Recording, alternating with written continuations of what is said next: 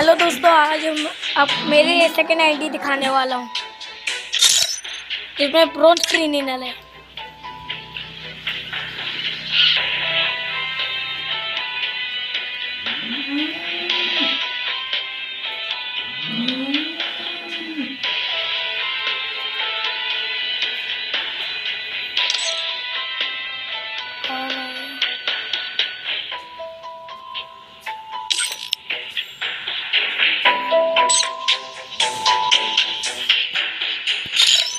ये वो आईडी जिसमें ब्रॉन्ज क्रिमिनल है, दिखाता हूँ।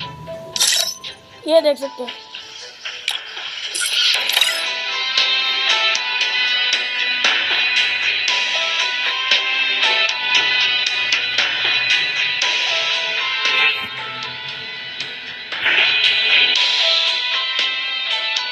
देख सकते हो।